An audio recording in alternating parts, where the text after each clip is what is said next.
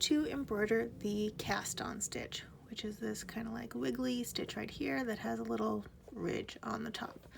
So to do that, we want to bring our needle up at one end of our cast on stitch, pull on through, and then you're going to go back down at the other end of our cast on stitch and pop our needle back up right next to where our thread is coming out of the fabric, like so. And I'm going to push my needle through so there's a lot sticking up on this side by where my thread's coming out, but not enough that my needle comes out of the fabric.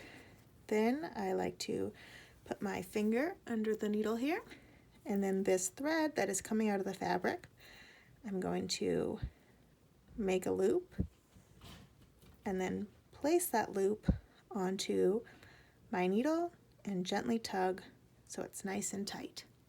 And repeat. Loop, put my loop onto the needle and gently tug. And this next one should be right next to that last one I made, but not on top of.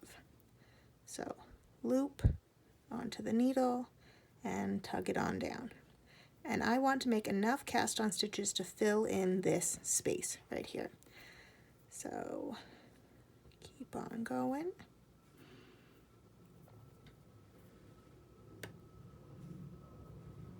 Sometimes you have to like pause and look at it and say, okay, might need a few more here. That looks about the same from there to there. All right, so once you have enough cast on stitches, we want to pinch the ridge part of our cast on, and then we'll gently pull the needle through the fabric and keep on tugging so all of that thread becomes flush with the fabric.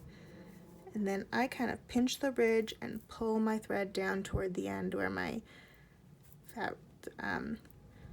thread's going.